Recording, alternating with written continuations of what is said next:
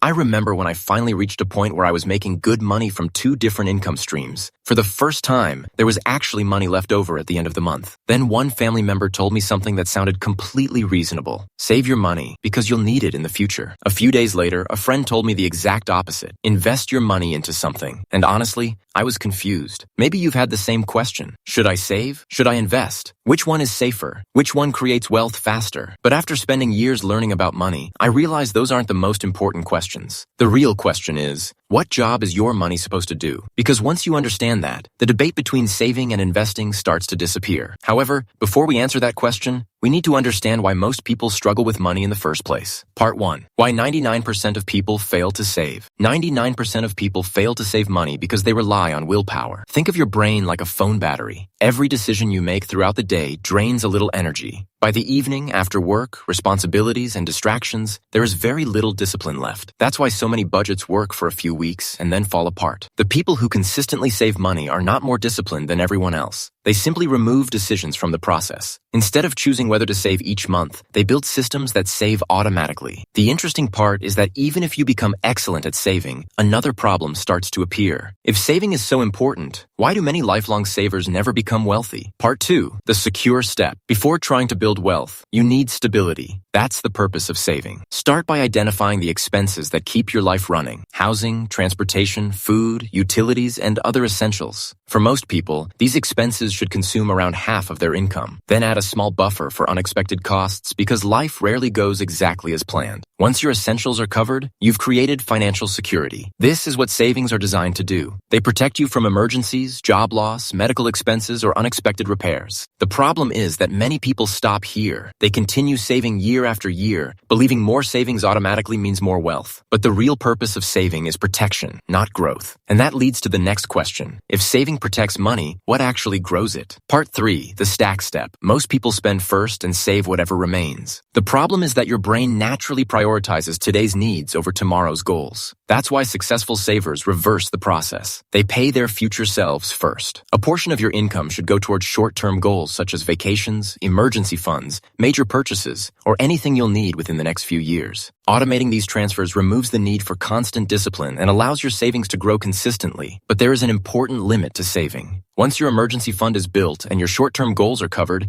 continuing to pile money into a savings account becomes less effective. At that point, a new challenge appears. If saving alone isn't enough to build wealth, why do so many people hesitate to invest? Part 4. Why saving alone will not make you wealthy. Imagine two people each have $10,000. One keeps the money in a savings account earning 1% per year. The other invests it in assets that historically average around 10% annually over long periods. After 1 year, the difference seems small, but wealth isn't built in 1 year. Over 20 years, the gap becomes enormous. The saver gains a little growth, while the investor benefits from compounding, where returns begin generating additional returns. This is why many people who save diligently still struggle to build significant wealth. Savings are excellent at protecting purchasing power in the short term, but they are not designed to create long-term financial freedom. Investing solves that problem. However, if investing is so effective, why are so many people afraid of it? Part 5. How to transition from saving to investing. The fear usually comes from misunderstanding the transition. Many people think investing means moving all their money into the stock market overnight. That's not how it works. The first step is building an emergency fund that covers 3 to 6 months of living expenses. That money stays in cash. The second step is separating your money into 2 categories: safety money and growth money. Safety money protects your life. Growth money builds your future. Then start small. You don't need thousands of dollars. The goal is not immediate profit. The goal is developing the habit of investing consistently. For most beginners, simple index funds are enough because they spread risk across hundreds of companies instead of relying on one. But even after understanding how to start investing, there's another factor that determines success more than anything else: risk. Part 6. Risk is everything. Most beginners focus on returns. They ask how much money they can make. Experienced investors focus on risk. They ask how much money they can afford to lose. Every investment is a trade-off. Higher potential rewards usually come with higher potential losses. That's why chasing quick profits often leads to disappointment. People see someone make money in crypto, stocks, or a trending investment and assume they are seeing the full picture. In reality, they're usually only seeing the winners. Good investing is not about maximizing returns. It's about managing risk while allowing your money to grow over time. Once you understand that, choosing investments becomes much easier. But even the right investment strategy fails if you misunderstand one final thing: time. Part 7. How long until you see results? This is where most people quit. Not because they chose bad investments, but because their expectations were unrealistic. The first year often feels slow. The second year can feel even slower. Many people start wondering whether investing is worth it at all. But compounding doesn't reward impatience. It rewards time. Think of it like planting a seed. For a long period, most of the growth happens where you can't see it. Then eventually the results become visible. The longer money remains invested, the harder compounding starts working. That's why the biggest gains often come many years after the initial investment. The people who succeed are rarely the smartest investors. More often, they're the ones who stay invested long enough for time to do its job. And that brings us back to the question we started with. So should you save or invest? The answer depends entirely on the job your money needs to do. If the goal is security, save it. If the goal is an emergency fund, save it. If the goal is paying for something in the next few years, save it. But if the goal is long-term wealth, financial freedom, or retirement, invest it. Saving and investing are not competitors. They are tools designed for different jobs. The mistake isn't choosing one over the other. The mistake is expecting one tool to do everything. Once you understand that, money becomes much simpler. You stop asking whether saving or investing is better and start asking what job each dollar needs to perform. And that's when your money starts working for you instead of you working for your money.